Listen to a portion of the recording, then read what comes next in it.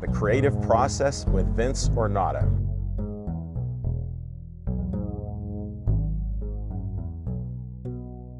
Vince is a professional Pittsburgh artist that works in many mediums. And now Vince is going to share his creative process with you.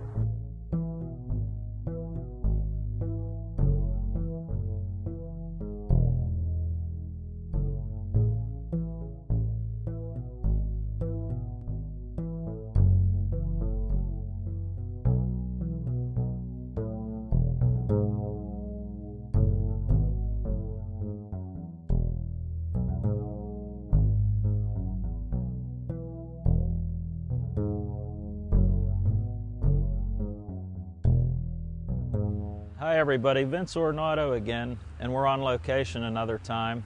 Last show I painted on site, and it was primarily a nature painting of the trees in the park. This time I wanted to move to man-made objects, which is buildings. And we're here behind East Ohio Street in the parking lot, and I'm going to do a composition study of the tops of the backs of some of the buildings. Things like sharp edges, composition again, subject, all those things I talked about will come into play. But one of the big things to think about is there are natural subjects in nature and there are man-made subjects. This starts to broaden your vocabulary more when you begin to think about this. Again, sharp edges, darks and lights, and these various things will come into play today. Another important thing to understand, this is a lot like practice. If you were a musician and learning how to play an instrument or sing, you would do certain things for practice. Even though these are completed paintings, they're studies, they're paintings. It doesn't really matter what you call them, but it's important to understand that this is part of practice. If you take lessons without practicing, all you really did was talk about painting. In fact, if you take a once-a-week lesson and don't do anything in between the lessons, you'll probably be a little bit worse when you return. The critical element is practice. I brought in two small paintings I did a number of years ago. This is a window from my neighborhood, and one of the things that apply again, this is concept composition. It's a man-made object with nature behind it, and there's the relationship there, which is always intriguing to me. If you look at my industrial paintings, you'll often see a human being, a man working in the factory, and that relationship between the man and the huge machines has always been very intriguing to me. Who's running what is kind of the maybe the literary way to think about it. And a lot of what I'm doing in a way is like visual journalism. That's how I really thought about it a lot in the beginning. I was a writing major in college. So this is one small painting. It's pretty neat. It's 5 by 7. It's interesting for its own sake. And this is another piece. It's called Along 28, Route 28 in Pittsburgh. I did it from Hares Island Bridge looking up above Route 28. And again, it's a simple composition, but doing these things many times over, much like drawing on site, or like I said, if you're a musician and you're practicing piano, this leads to what comes later, more complex things. In music, it would be a more complete song with arrangements and things like that. For myself, it is more complex work that I might do in the studio or on site, a more complex painting. But rest assured, this always leads to the next painting and always leads to something. We're going to do a show later, a summary of all these concepts that I talked about, and I'm going to review a lot of this, and you'll see how it all falls into play more and more. Okay, I'm going to put these away and we're going to get started. What I'm going to do now is get into deciding which colors to mix. And as I said last time when I painted on site, I got myself a mat board, small 8 by 10, and I cut it to form 2 L's. This gives me my composition type thing, and all I need to do is hold it up against my canvas and figure out the composition. And now what I'm doing is I'm holding it up to decide what my painting will be. And again, I'm doing these rooftops. Basically, what these achieve is they are framing the sky. If you look on my website, vincetheartist.com, there's a painting called Skyframe, which is very, very similar to this. And that's what I'm going to do today. So I figured out what I want for my composition by using my L's. And next, I have to look up and see which colors I want to use. Now, by doing that, it'll help me later. I'm going to pull out a raw sienna. I'm going to pull out Naples yellow. I use that a lot. Now,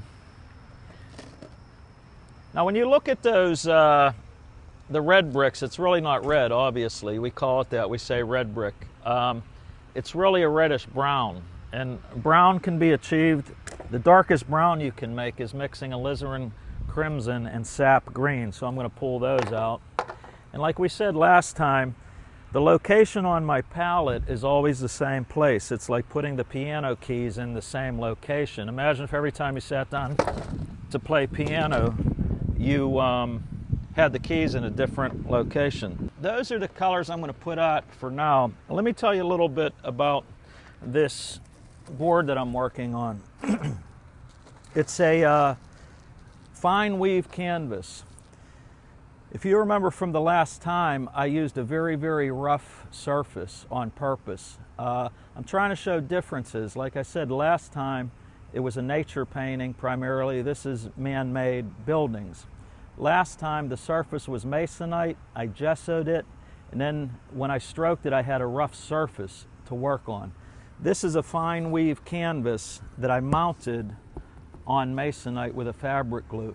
You can go on YouTube and find all kind of different ways to mount canvas onto board. So I'd suggest you do that rather than have to get into all that right now.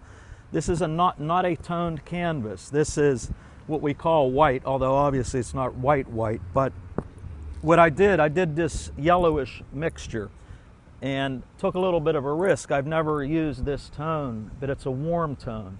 Usually I like to work with red. Edward Hopper often used red for his tone. So you could see the difference. I went from this to a middle tone, yellowish kind of color mixed with red, and it's a little bit of a dull yellow. Be a little careful about being too vibrant when you mix these. You want something, although that may look a little bright, it's really somewhat dull.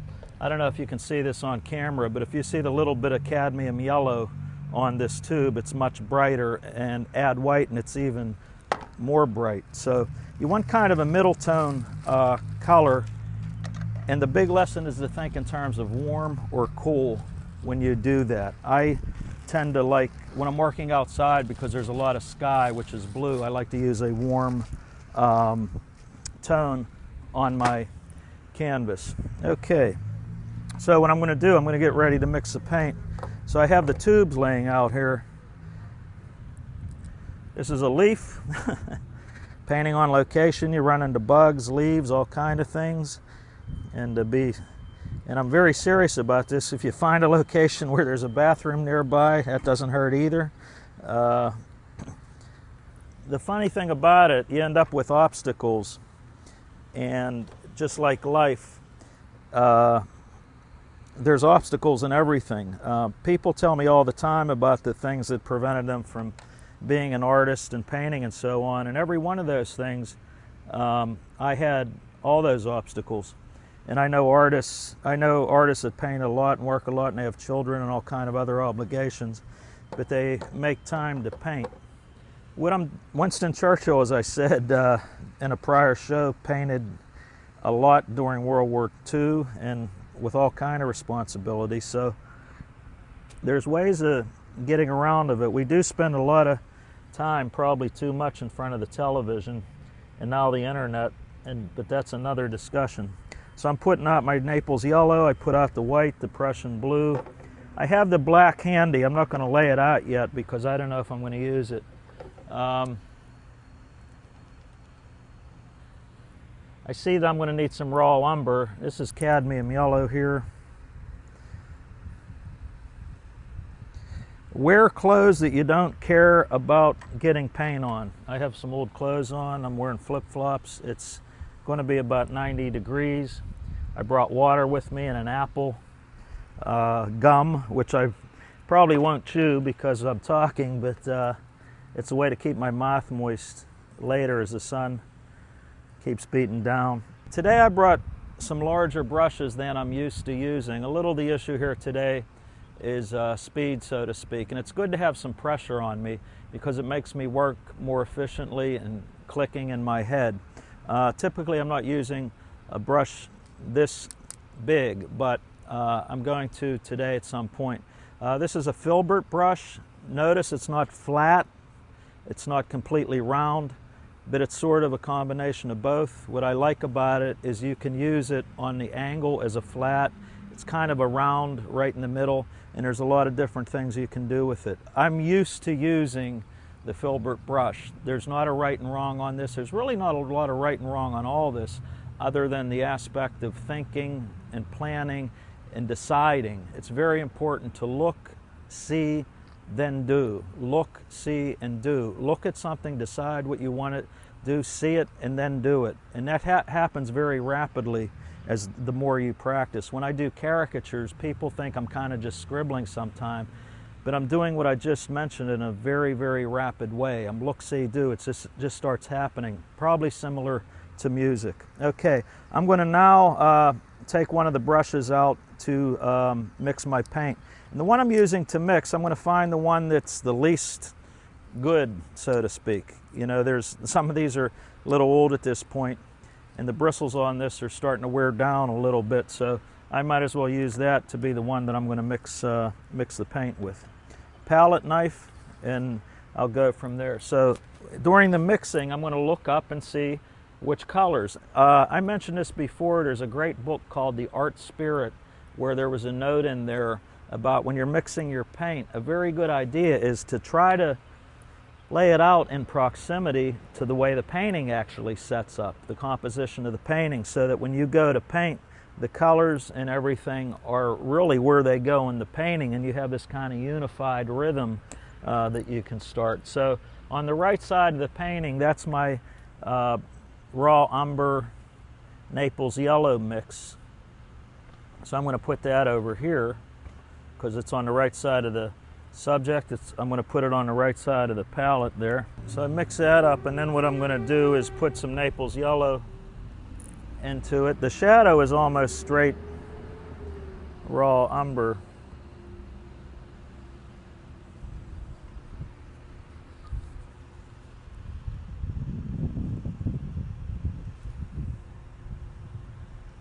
So what I'm doing is I have a dark mixture of the umber color, and then I'm lightening it up with the Naples so that I can have that value range, those choices, sort of the notes in between the dark and the light. Another part of this is that the canvas is either straight up and down or the top tilted towards me. Particularly in a studio, and the reason is that minimizes reflection. That's really helpful in the studio, actually. On site it's not as important, although you do not want it leaning the other way. Many times frankly in schools, they have the easel often tilted the wrong way. They have it tilted like this, away from you, where the top should either be vertical or completely vertical or towards you. So it's something else to know about. So I'm going to draw, I'm going to add a little bit of white to my umber, just a tiny, tiny bit, and use that as a mid-tone drawing color. I'm getting some medium on the brush, tiny bit on the palette, mixing a little bit of umber, going from there.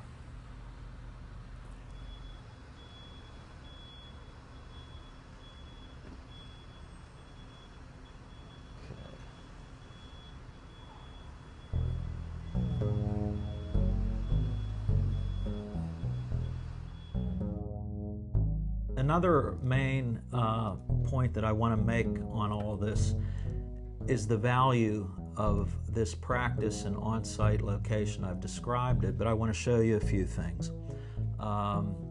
This is image of the Heinz plant that I did on location. Very simply painted. It's a small painting. Now, if you look at Glory Days, my painting of the Jones and Laughlin steel mill, it's a much more complex piece. I did it in my studio. So what I'm saying is, from taking the time to practice outside, and I'm using the example of the Heinz plant, I was much better equipped to do a complex painting called Glory Days of the Jones and Laughlin steel mill. Here's another example. This is Northside Rooftops, which I did from the deck outside my studio, the third floor deck looking across the city outside my studio. I did it on location. By painting on site, in this case it was the Northside Rooftops, that helped me later to have the ability to do this much more complex painting of the Clearton U.S. Steelworks. The point I'm making to you is the on-site painting helped me and broadened my ability to see color and all those things I've discussed at a higher level when I went to work in the studio later. And I've done this with many subjects. This golf ball is called playable, and anybody that plays golf knows what that means. And it's this very simple, small painting I did of a golf ball lying in the grass. Later, it helped me, because I did that, it helped me do this painting in the studio called Early Morning Tea. And I actually got the idea from playing golf. It was a very overcast day, and my playing partner was way across the fairway, and he was silhouetted against the sky that was getting grayer and grayer. And I thought, boy, that'd make a great painting. But I'm playing golf when I thought of the idea for the painting. And later, 6 months later, I ended up doing it in the studio, and I made it an opening tee shot in the early morning. Another example would be, this is a great cathedral in Milan. It's the Duomo. That's the Italian name for the main cathedral in a town. And I did this on location in Italy. It was a very, very bright sunny day. My eyes were actually a bit sore 3.5 hours later when I finished this. And painting on site like that helped me later to do this in-studio painting of the Bay of Naples. Now, Naples has this very purplish kind of light. It's a different kind of light than I would see in Milan. But again, these are the subtle nuances that I'm talking about. All light is not created equal. The early space missions, they shot in October a lot because the sky was so clear. So times of day, times of years, location on the planet, wherever you are, there's all these different light changes, and the ability to observe them and render them in your painting as best as you can really helps you improve, and that helps you turn into an artist because you're seeing things artistically and your ability to render them increases. Here's a very famous drawing and painting by Michelangelo Buonarroti. It is the Libyan Sibyl. Notice on the left, this is a sketchbook done in sepia. We're going back 500 years now, and it was a study for the Libyan Sibyl in his famous Sistine Chapel painting. The drawing on the left is about 11 by 14 inches. I saw the original in DC, and I was struck by how small it was because I've seen it so many times, covers of art books and so on. But it's a study that he did for a huge painting, the Sistine Chapel, of course, but the figure of the Libyan Sibyl is very, very big. And I'm just trying to visually get across the point I'm making again and again about the connection and the value of practice and work. And it all comes into play later, and you pull from different things you did, and that's why I'm showing you all these today. A lot of this stuff really can't be taught other than you teaching yourself. All I can really give you are principles, ways to, how could I say it? I could show you what you need to practice in order to improve. Forget that you ever learned practice makes perfect. That's a lesson that we learn as kids, and it's totally irrelevant. You want to think in terms of practice makes progress. All you're doing, and tell your children, practice makes progress. That's what you're trying to do. I can tell you so much or so little, but you must leave and then practice those things.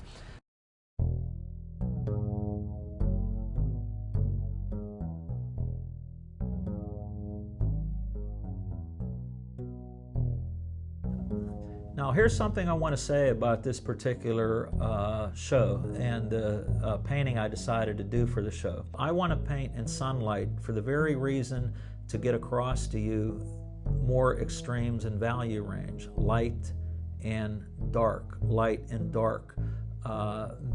Anybody can see light and dark, but if you notice the buildings on the bottom, they're in the shadow, but they're all different. There are subtle color differences. In fact, they're very close to the same value, the same dark and light quality. But I chose this today because you're going to see the bright sky framed by these buildings. You see the whitish gray kind of gutter on the left side going down.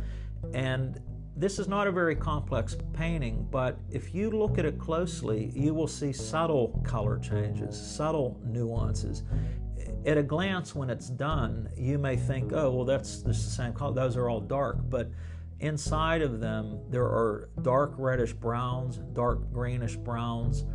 The shadow over on the right building, which is more of a Naples yellow kind of building, the shadow is sort of a raw umber. And these are the qualities that you begin to see and pick up on. When you first start seeing this as a beginning artist, these subtle changes in color, which you can't see initially, what happens is then you start seeing too much color. You just start seeing it everywhere, and you have to sort of rein yourself in and pick and choose and make these kind of decisions. Always think in terms of simple going to complex, basic going to complex. You can even think back on the good old color wheel that we were exposed to in grade school. The primary colors, what are in between them, how dark is dark, how light is light, midtones, what are the extremes. So to summarize, what I'm getting at is I like painting in sunlight just simply because it's more dramatic, but it really gives a broader value range. It's more like the entire keyboard on a piano rather than just part of it or half of it or something. If you paint in overcast, which I know my photographer friends really like to shoot in more often than not, it's different. You don't have as much of the extremes that you do when you're painting in sunlight. So that's some of the reasons why I picked this particular painting. And a last lesson on that, if you're going to do a drawing, do a painting, have an idea before you even start. Have a concept so that then your composition, your size, all these different things will go in line with your initial idea and concept. In effect, the sky is a background drape, so to speak, as if, say this was a portrait of somebody, it's a background drape. There's a natural tendency to start where the objects are. Don't do that. Start away from it, because then you can change and make decisions and so on. It's much harder to change down here than it is up here when it's not against anything. If you were doing a portrait, and now you started on the background part way through, work on the outside and come in. Don't start right up against the portrait. I mean, you can. What I'm saying is the benefit, depending on how much experience you have, the benefit of starting away from it is you can test your colors without worrying about ruining what you already have. So, all right.